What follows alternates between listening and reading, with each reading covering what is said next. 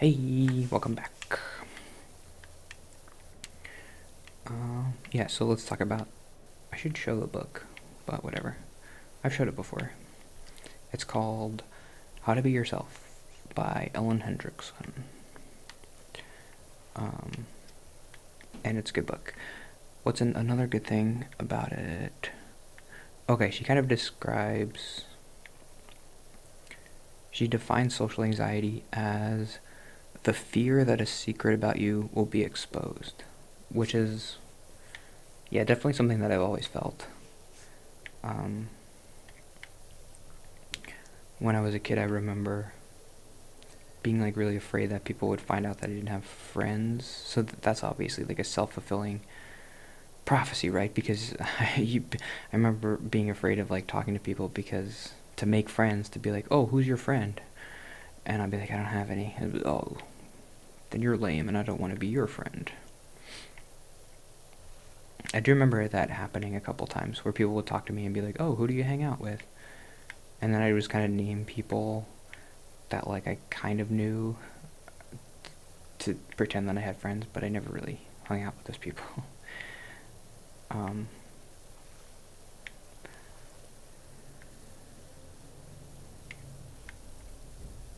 yeah, sorry, I was just remembering two people who asked me that question, which is weird, in high school.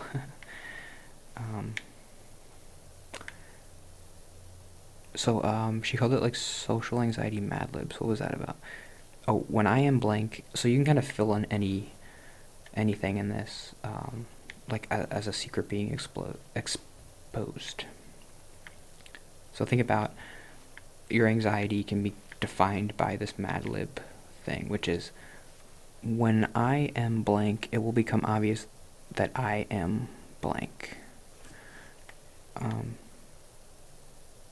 So I guess for me, it's when I am talking, it will become obviously that I'm an idiot loser. When I don't talk, there's ambiguity. You don't know if I'm stupid when I don't talk. But when I do, like, I get all awkward and weird, and then so he's like, oh, this is a weird guy. That's my main fear, probably. But yeah, she gave a bunch of examples like that. So she was like, when I talk at work, it'll become obvious that I'm incompetent or something. Or when I do my work around people, it'll become obviously. Why do I keep saying that? Whatever. Obviously. It will become obviously. I'm an idiot loser, I told you. When I talk, I'm an idiot loser. I can't make words good like all the other people. Where's the dirtiest? Ooh. Where's the dirtiest? Where's the dirtiest spot?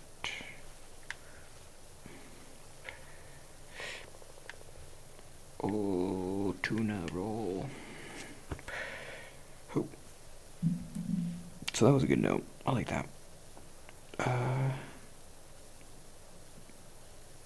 Anxiety, procrastination, the mental screensaver. You can't prepare for improv. I liked, yeah, she called it the mental screensaver. And it reminded me of my anxiety procrastination thing. Gah, I don't remember, though, how that was connected. I liked her term of the mental screensaver. Oh, yeah, she was saying,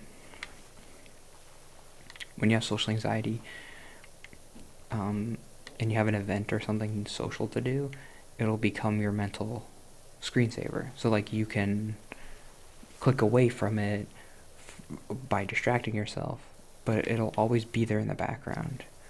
And I haven't actually felt that too much. Like when I went to improv on Tuesday, I wasn't too nervous about it like the week before.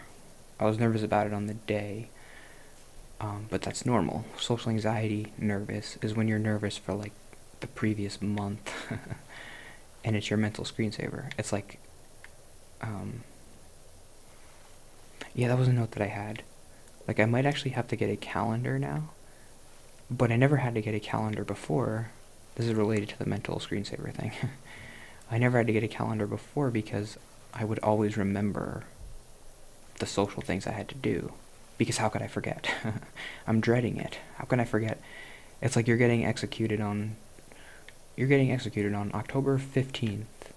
Like, you're not gonna remember that day and be like, oh, I forgot. I'm being executed today. I forgot. You're gonna remember that day. I always remember social stuff because I'm dreading doing it. I'm like, okay, it's still a week away, Stuff like that. Oh, still 5 days away. But now that I'm getting a little bit better, I might actually have to get some kind of a calendar because I don't know if I can remember. Like, I have to go to my orientation for the theater on Monday, and I kind of almost forgot about it. I mean, that's good. That's what you want. Because if you're remembering it, that means you're stressed about it. I guess it could mean that you're excited. Like, oh, I'm so excited. But for me, it's always stress. Like, oh my god, it's this thing that's coming up. I have to go to this stupid orientation. Why did I sign up for this?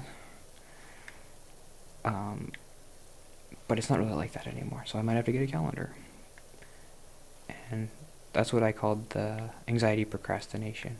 It's like, as long as it's not happening right now, I'm not super anxious about it. Like, it's still a little bit there, and when you get closer to the event, it gets worse, but I'm able to do procrastination of my anxiety and be like, well, we'll just be anxious tomorrow. Today is okay. We don't have to do the thing today. Let's just worry about it tomorrow. And then tomorrow you're like, well, it's still in 2 days, so we'll worry about it in 2 days. It kind of works. I guess it's a combination of the medicine and whatever, the CBT, whatever. I don't know. The book talks a lot about CBT too, and I still don't fully understand what it is, but I think I'm doing it. It's just kind of retraining or just like stopping yourself when you spiral into those anxious thought patterns and being like,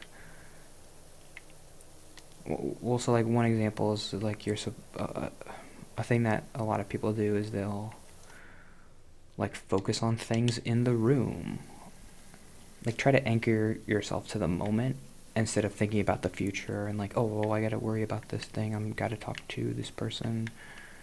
You're like, okay, there's a tree there. Just look at the tree. Focus on like, you smell something? Oh, I smell tuna. Someone's eating tuna. And just think about the tuna. I don't know. And it just works to stop yourself from... Yeah, so there's like a lot of different things you could do for CBT. And just like questioning your thoughts and being like, is this really... Okay, I'll end on this, maybe. Yeah. There was one part in the book that I liked where she kind of framed questioning her anxiety in a courtroom and putting like your anxiety in the questioning booth or whatever on trial and asking it questions. So like this is a good visualization of what CBT is, I guess. It's just like asking your anxiety questions. So a big part of it is like anxiety likes to be very vague and general. And like, oh, if I go to this thing, everybody's going to hate me and everybody's going to think I'm weird. If I go to this party. So then as the prosecutor or whatever, you say, wait a minute. Literally everybody will think you're weird. Will Obama think that you're weird if you go to this party? And then the anxiety will be like, well, no, not everybody, but like, you know what I mean. I'm like, no, tell me exactly who would think that you're weird. And then anxiety's like, well, okay, that's easy. It's like that one person that I like, if I talk to them, they're going to think I'm awkward and weird. And so then another thing you do is you question that and you're like, okay, how terrible would that be? And then your anxiety is like, oh my god, it would be so terrible, it would be the worst thing in the world. And you're like, wait, no, but like, be specific. What would happen if that person thought you were weird? And then you're like, oh yeah, well, I guess we would just have a weird interaction, then I'd go home and I'd do what I always do, and I guess it would be fine. It would be no different than a normal day by myself, so...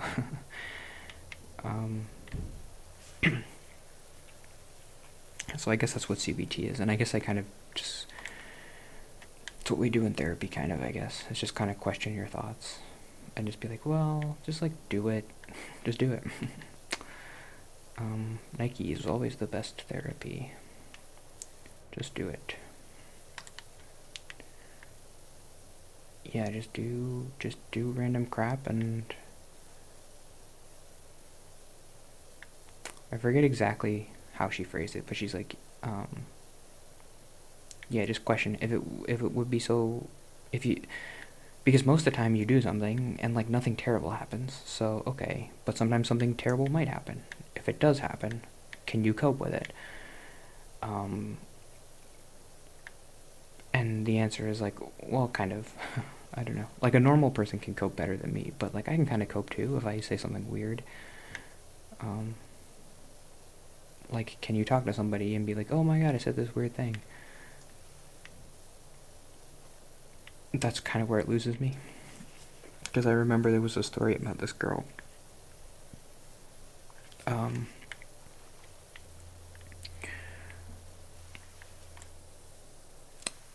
Oh, she went to church, and she talked to this, like, awkward lady for 20 minutes.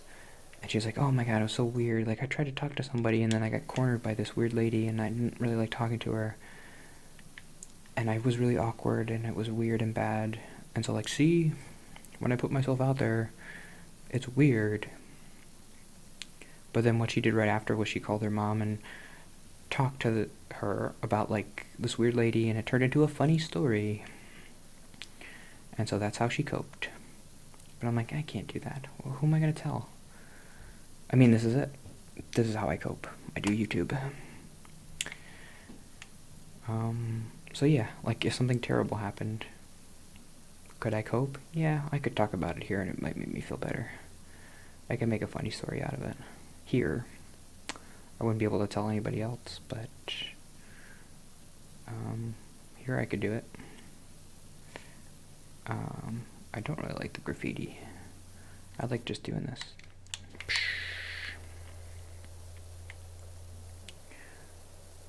But yeah, that's it. Went by quick. I did 4 more episodes. Cool. So, I'll see you tomorrow.